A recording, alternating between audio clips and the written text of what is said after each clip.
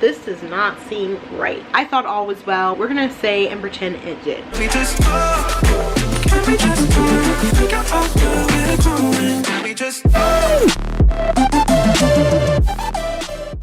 Hi guys, welcome back to my channel. My name is Haley if you're new here, and today's video is just going to be a really simple, short and sweet food diary style video where I'm just going to be walking you through a quick 36-hour trip, and on that trip just some of the restaurants and food items that I end up eating, plus a plain delay story time in between all of that. So if you're interested in any of what I just said, definitely continue to keep on watching. So my first meal for this trip would be obviously my airport meal. I had a late Tuesday night flight, so I needed to make sure I had enough time to go through security. I made sure to get there extra early, knew and planned for having dinner at the airport. So I went to this little like airport cafe. This airport is very small. It's a small regional airport, and there is not a lot here. There's like, I think maybe 16 gates. Very small. Do not think Atlanta, Chicago. So it is easy to get through security, but I still don't put anything to chance. So I got there extra early, had enough time to eat dinner, and as you can see here for dinner, I just had the most basic classic meal you can think of, a BLT with, of course, a sweet tea. I went on the plane. I thought all was well. We left the gate. We had the safety video, all the typical airline procedures, and as we are leaving the tarmac, we stop and we're just like sitting there and sitting there and sitting there and sitting there. This does not seem right. We get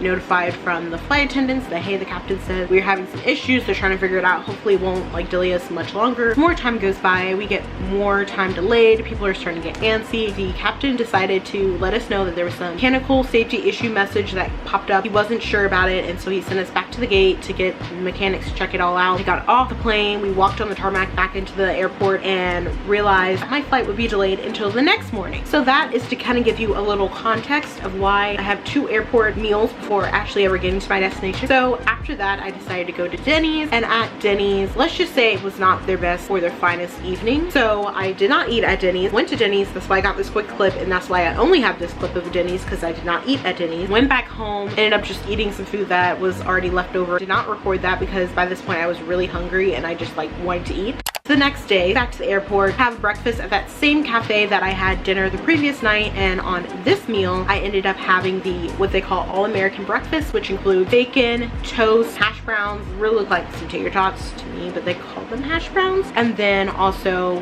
some eggs. This is what this looks like. It was filling because it was able to hold me over until about 3:34 when I had my next meal. So finally I go on the flight. I'm able to get to my destination. Here's a quick clip of me at my destination, and then after being at my destination, I was still kind of like full on the flight. I did have one of those delicious Biscoff cookies. Just me, or like those the best cookies ever. I already put you on the cookie butter thing a few years ago. I had a Biscoff cookie. I don't really think that contributed to like my fiber feel full count, but we're gonna say and pretend it did. So I had that, and then I didn't, like I mentioned before, eat again until about 3:34. So I had like a late lunch, early dinner, and I tried out this place called Ted's Bulletin. If you follow me on TikTok, which you would have seen my full restaurant review about that, but I had a lemonade, and then I decided to try one of their starters, which was these like chicken tenders, but they were like almost like chicken nugget, chicken tender balls. A little preview for the TikTok. Some of the best food I've had all year. It's up there. Yeah, it was really good food. I had decided to go ahead and add some truffle fries to it. As you can see, the camera did all this food justice as far as filming. As good as it looks on camera is as good as it tastes. I'm just gonna say that. And this honey mustard must have been homemade because it was really good. Like you could literally taste like the spicy tanginess of like the mustard part. So it wasn't your typical honey mustard. It was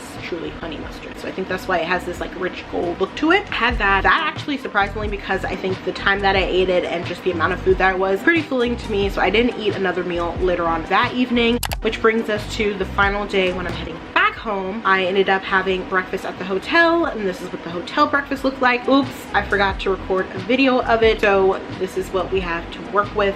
Sorry about that. One of the better ones I've had in recent years. So I had some strawberries, which were actually sweet. I had some more bacon. Again, I had some breakfast potatoes, which had onions and peppers, so it was really good because of the other things that they paired it with. And then I also had this really cute blueberry muffin, well-rounded breakfast plus eggs. I don't think I mentioned that. All that was what I had for breakfast, so as you can tell, it was pretty hearty breakfast. And I didn't eat again until I was back at the airport. Again, I went a few hours early, so I went there and got P.F. Chang's. You guys know how much I love their home menu chicken fried rice. I usually throw into a pan and make it into like a quick, easy meal. So I decided to get that, as well as their homemade pork dumpling. As you can see, it looks really delicious. Again, the camera was doing this whole clip justice, as well as some of their egg rolls, and then lastly the barbecue pork square rib, which this was a recommendation from the waitress and she did not steer me wrong.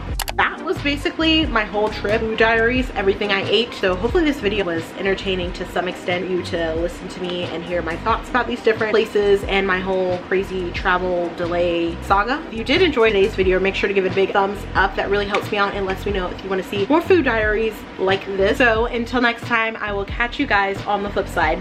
Bye guys.